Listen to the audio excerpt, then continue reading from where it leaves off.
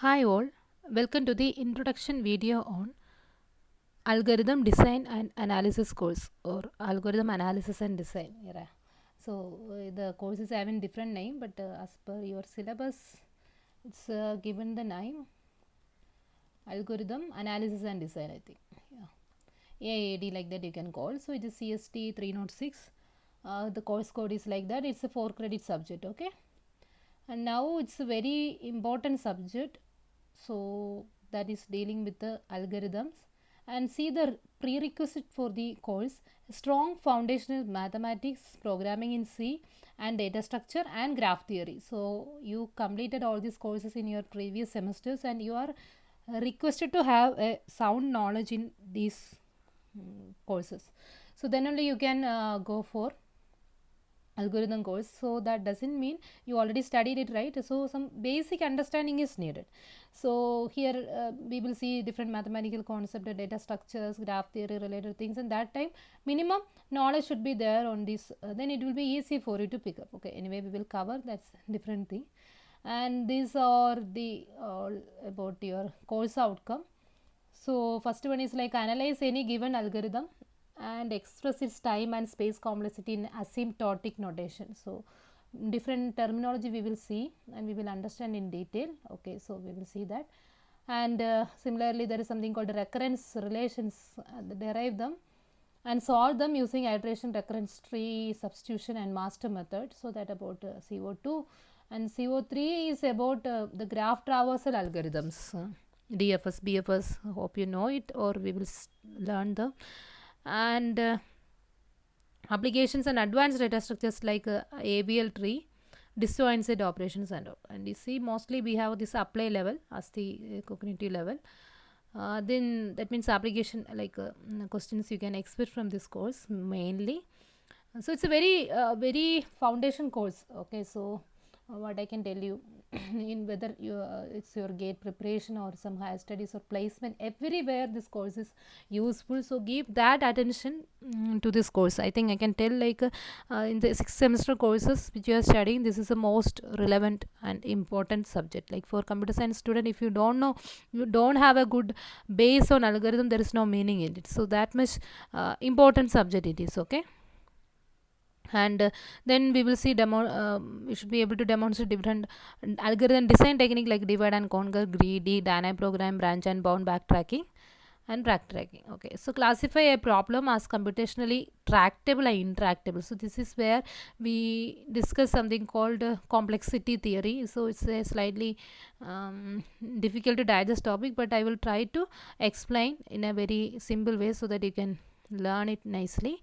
And discuss strategies to address intractability. I mean something you can't solve like that. So that is intractable means it's having a solution. Okay.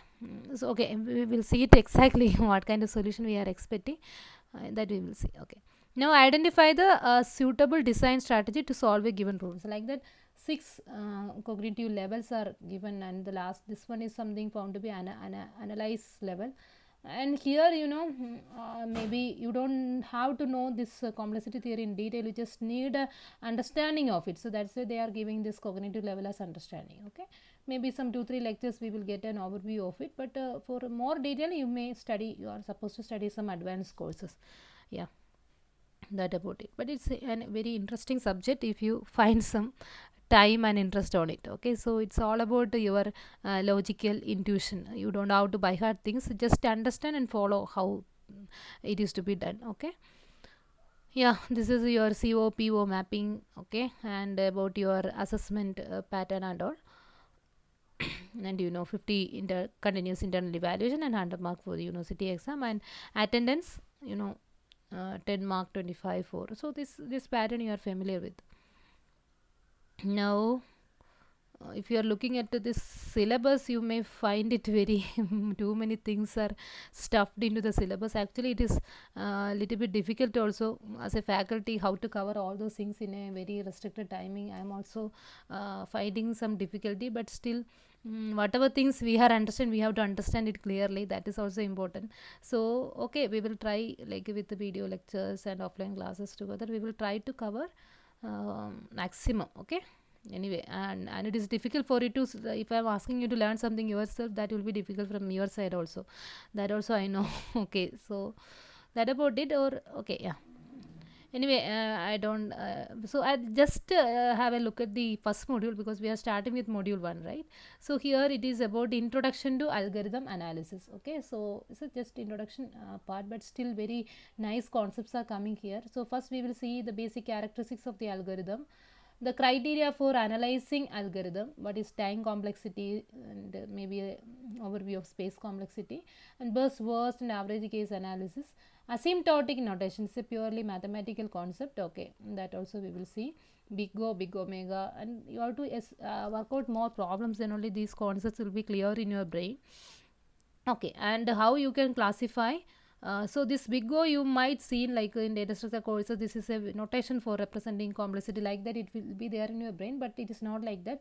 The actual mathematical meaning we will see here. Okay, and big omega, theta, little o, little omega, like that, and their problem. And how you can classify problems by their asymptotic growth. So given a set of time complexities, you should be able to say which is taking more time, which is taking less time. So that we will see. And time and space complexity calculation of some simple standard algorithms. So this is how the syllabus. So this is one half, and another half is dealing with the recurrence relations and recursive algorithms. So if you have a recursive algorithm, the best way to analyze it is come up with a recurrence relation for it.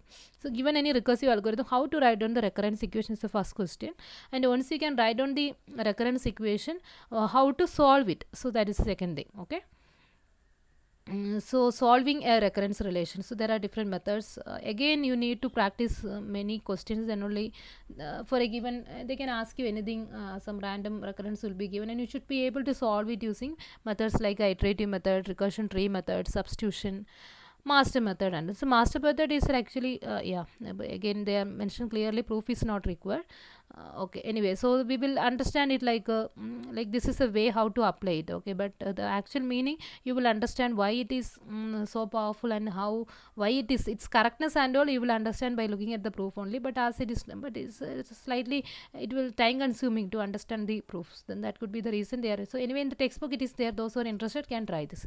Anyway, I will just mention how this master theorem can be applied for a given problem. Okay, that about it. Now module 2, as we already seen, it's about some of the graph and tree related things. Okay, and 3 is about some algorithm design technique, mainly divide and conquer and greedy technique. You might hear this term, but I don't know about greedy. We will see here. Dynamic programming is another very important thing. Only few algorithms, I think, where is it, matrix multiplication problem is there, all pair shortest path algorithm is also there. So only these two things are to be discussed under your syllabus on this dynamic programming technique. But my request is, once you understand this, try to solve maximum questions from dynamic programming. Each one will take considerable time, but it's very crucial if you are focusing on some companies having very good technical round. Okay, so definitely questions will be more coming from this area.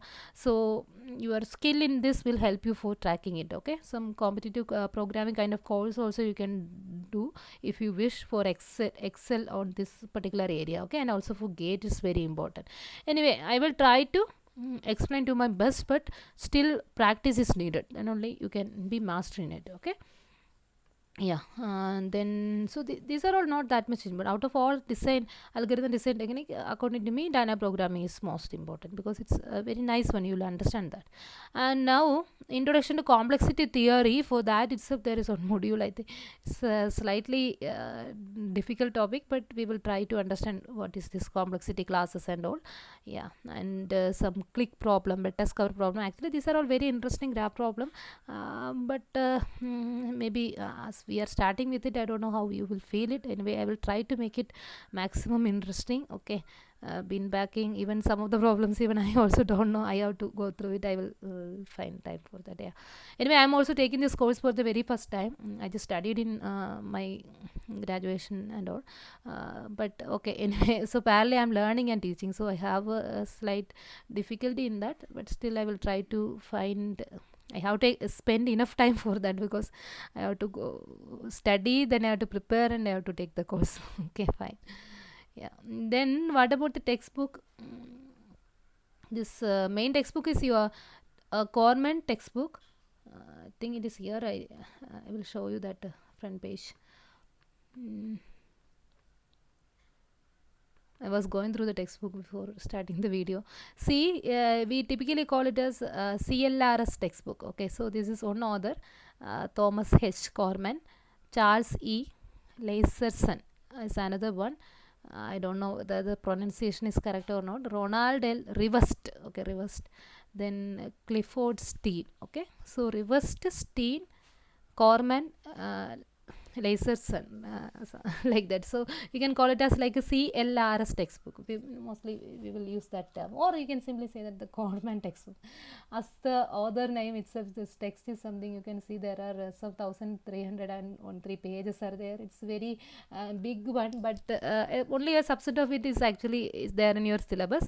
But what I request you is you just go through if time allows. Okay, if you want some extra reading, technical reading, if you are interested, it's very good to follow this textbook. Okay, so it's like it's a very very authentic book, what I can tell. So the algorithm, everything given in this textbook is the most efficient one. So as per my knowledge so far, whenever I considered, in algorithm analysis itself, there are very many other textbook are available in market, especially for students, and also some short notes, shortcut notes, everything, but all are just either copying it or they are expressing. I mean, I'm not telling about everyone, but mostly some people are doing like that, and they are trying to convey information. When they try to simplify it, they are making it some erroneous information is coming. So like that I felt personally. So I request all of you to follow this textbook only, and my classes are also purely based on this textbook. Okay, and another one, some of the topics here which is missing in Corman, we will be referring in this Horowitz and Sahani textbook. Sani, okay, Satish Sani. That is Fundamentals of Computer Algorithm. I didn't download this textbook. Anyway, okay, you may be available. Otherwise, it's there in your library also. You can refer it, okay.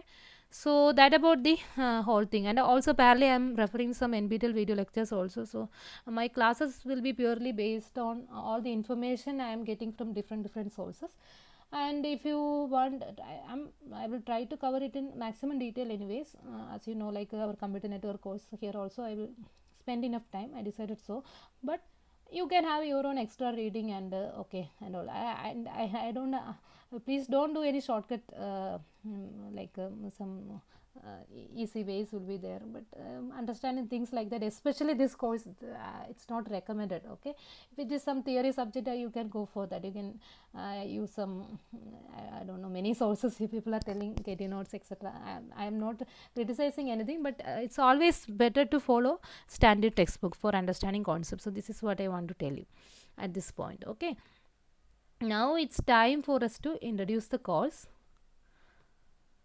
Okay, so first let's start with the role of algorithms in computing. So before that, what is algorithm? Okay, yes, let's see what is an algorithm. So before telling you what is an algorithm, there is something called a computational problem. Okay,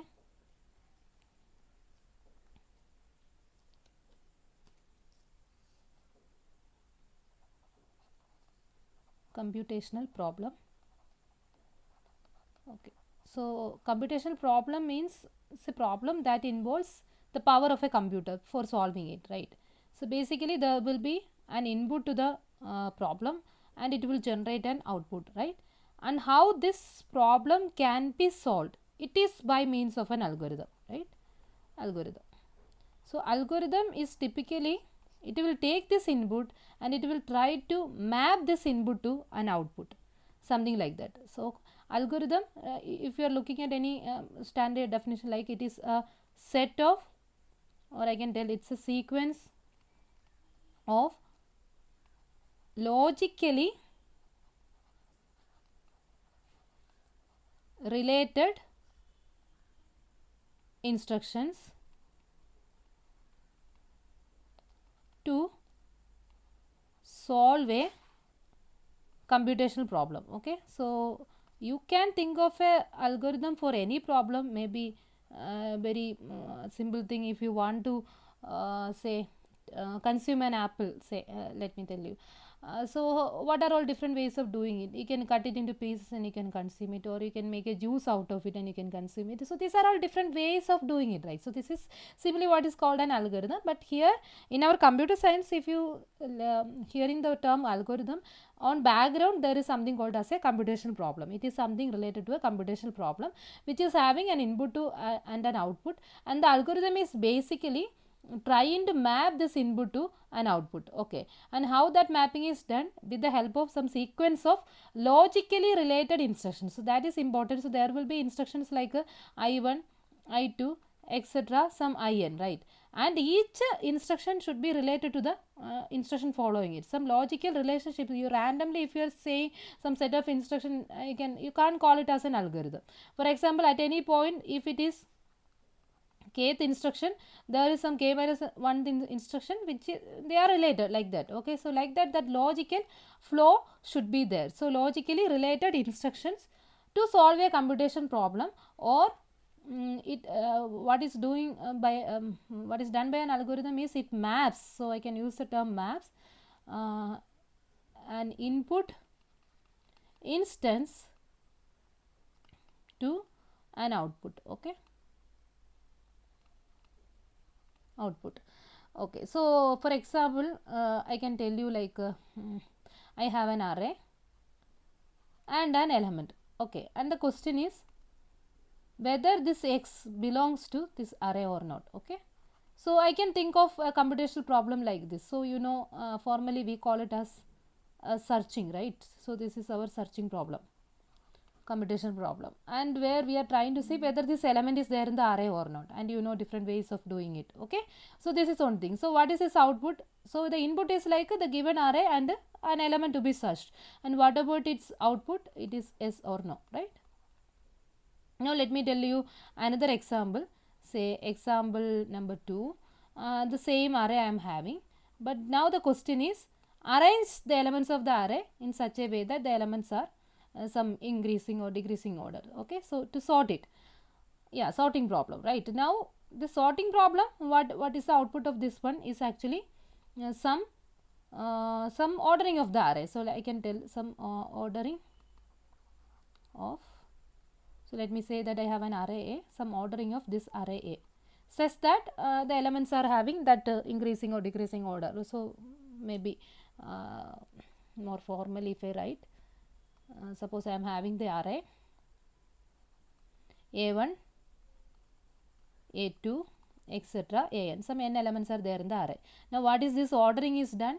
It will arrange the elements as a way that some element will come at the beginning, then some another element will come, then some element will come. So that is why I am calling them as A1 dash, A2 dash. Okay, and something. Okay, and the speciality is this A1 dash is less than or equal to something like that. So this kind of an ordering will be there for the elements. Okay, now I can call it as a sorted order. Okay, so this is a basic idea. So algorithm basically means it's a sequence of logically related instructions to solve a computational problem. The instructions should be logically related each other. As an example, I can tell you about this array searching problem or array sorting problem, and you can think of many problems like this, but these are all fundamental example. We may be starting with it. Okay, now I given some intuition like it is actually trying to do some mapping, right? So mapping in the sense you can visualize it as a function. So where there will be a set of input instances as your domain.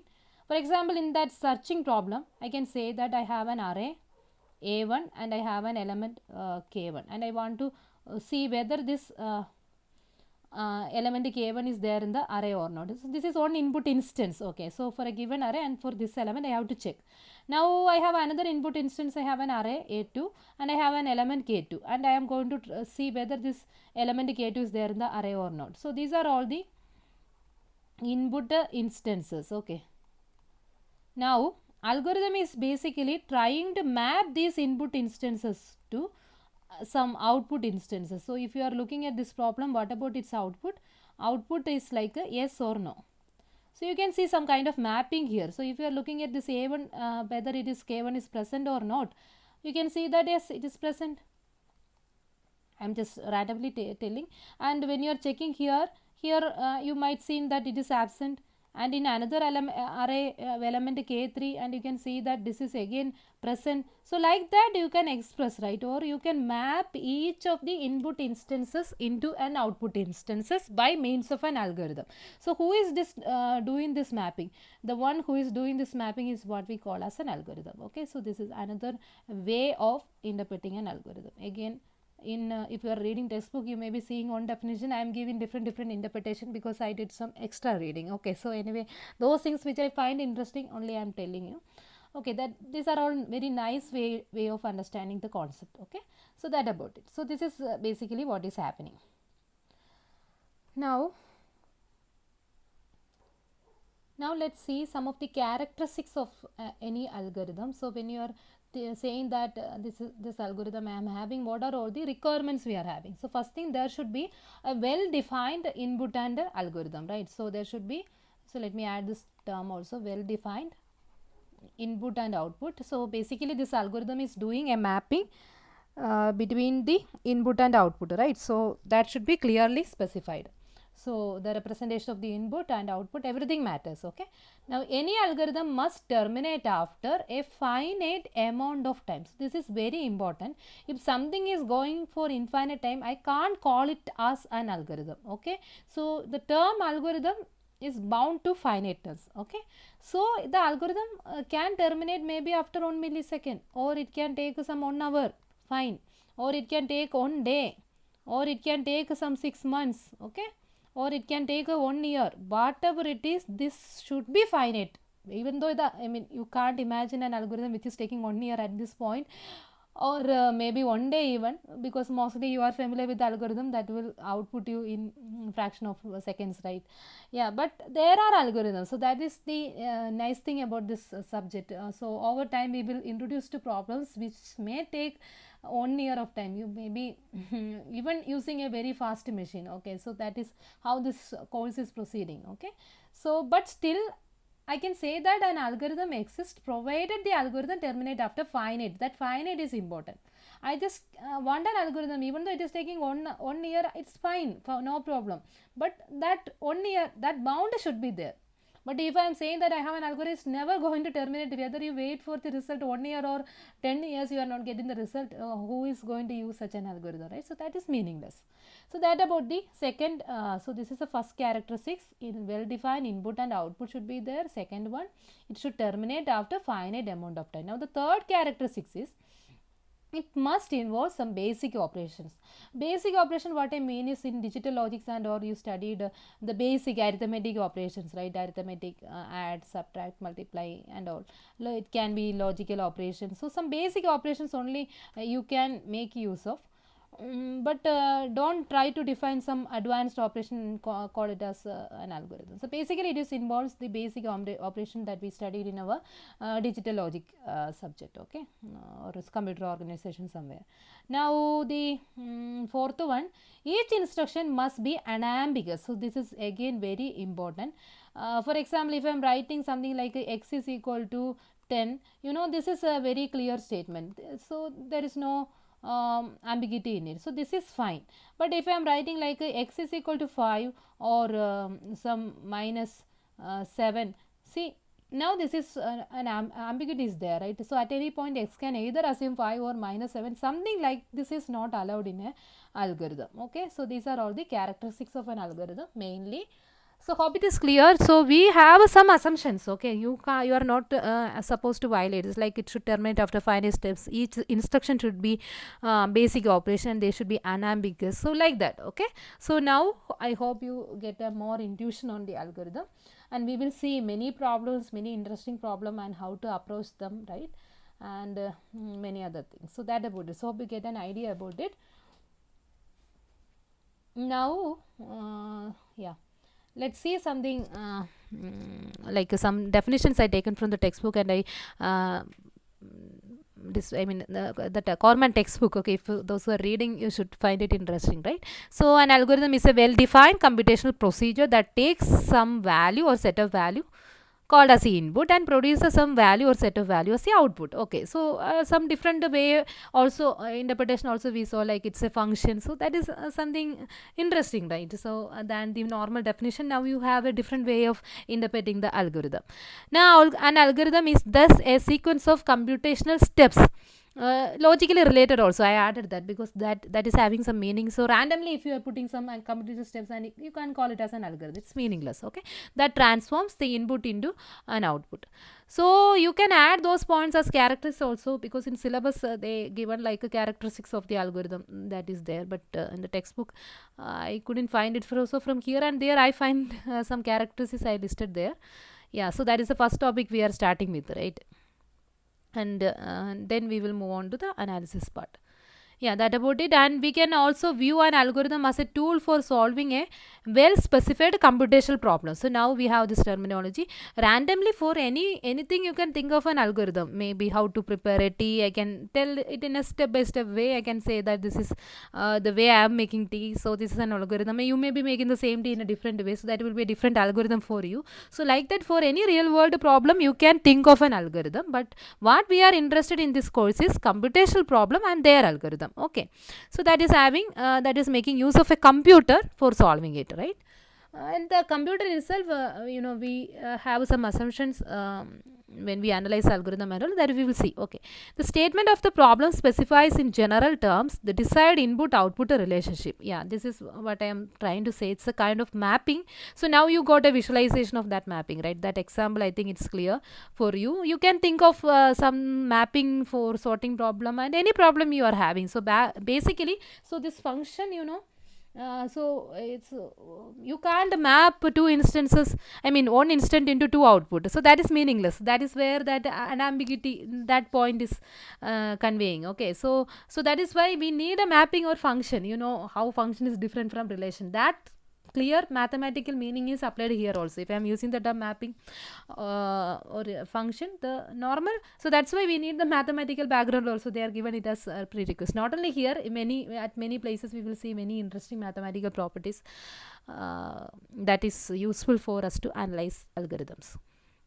Now yeah, so the algorithm describes a specific computational procedure for achieving that input output relationship. Okay, and there is one more terminology, I may clarify it more in the next video. An algorithm is said to be correct if for every input instance it halts with the correct output. So first thing, it should halt, right? Halt in the sense it should terminate. Okay, and it is not supposed to provide any incorrect result. So for example, in case of that searching in an array, I am giving you an array and an element to be searched, and you have an algorithm, and the algorithm is saying the element is not there in the array, but I know that the element is there, then definitely I will say that it's an incorrect algorithm. So such incorrectness is not needed. Okay, similarly, any case, what is correctness, but now how you will convince that your algorithm is correct, so that is also actually a procedure. So whenever you are coming with a new algorithm, your own algorithm for a given problem, mostly when we are studying some standard algorithm, you don't have to think about the correctness. If I am telling you merge sort or quick sort, this is the way it is implemented, that you don't want to worry why it is correct and all. But normally the one who propose such algorithm, they provide a proof of correctness also, and with, so that is purely mathematical. So using some mathematical arguments that you studied in your discrete mathematics course. So that is why that course is important for computer science people. You have to argue clearly that your algorithm is correct in the sense, so whatever be the input, it will always yield a correct answer. So using some of the arguments that you studied from discrete mathematics. Yeah, that about it. So that, so an incorrect algorithm is something we don't want it, right? So yeah, that about its correctness. And also it should terminate after, halt in the sense terminate after finite amount of time. Now example sorting, this is something I taken from the textbook. We already seen that searching example and all. Sorting, yeah, this also I explained you in a more formal way. You can define the sorting problem like this. We might need to sort a sequence of numbers into some non-decreasing order. Okay, you might be wondering why they are using non-decreasing, means increasing, right? So let me ask you, what is non-decreasing? Try to find out the correct meaning. Maybe in the offline class you can tell me. So instead of increasing, what is the relevance of this term non-decreasing? You can understand it's small thing only, but anyway, somebody is having that doubt. I want you to clarify yourself, okay? And maybe in the next class, offline class, I will ask you. That time you have to tell me. And here is how we formally define the sorting problem. So the problem you can define like I have some sequence of n numbers a1 a2 etc an, and basically an algorithm which do the sorting. It's actually going to map this input to some permutation like this, right? Some permutation like this. So that is a1 dash, a2 dash, etc. an dash. And what is speciality of this permutation? It is keeping this sorting, like a1 dash is less than or equal to a2 dash is less than or equal to etc. less than or equal to an dash. Now only I can say that this is a sorted order, right? So this kind of a mapping is what is needed for any input instance by a sorting algorithm, right? So there are many sorting algorithm, you know, like insertion sort, merge, bubble, quick sort, heap sort, many things. Data structure course you studied, right? So all of them are ultimately doing this, right? Yeah, that about it. Now as an example, this is the given set of elements, and sorting, I will be getting some ordering like this, like 26 31. So now 26 is less than or equal to 31 is less than or equal to, so this is what we call as a non-decreasing order. But why can't I call it as increasing order? So that is my question, so that you think about it, okay? It's not some bigger thing, small thing only. I was just asking. Just an input sequence, each input sequence like this is what we can call as an input instance. So in general, an instance of a problem consists of inputs satisfying whatever constraints are imposed in the problem statement. So this is important because sometimes we can't call any combination of elements as input. So here you can observe something, these numbers are found to be integers. So the sorting algorithm basically by default it is defined first of all integers, right? So now if you are having some real numbers with you, the way in which it is to be handled by the algorithm is different. So that time you have to think of a different algorithm, okay? So so this is a constraint, the input should be integer, something like that. So that should be satisfied by the input, then only you can call it as a valid input instance, okay? So that need to compute a solution to the problem, okay? Now here it's slightly going to an analysis part. Let's wind up this video lecture at this point. Hope you get an overview of an algorithm. So I just discussed what is an algorithm and some examples and what are all the characteristics of the algorithm. So that only we covered in this video, and more detailed thing we will show from the next video.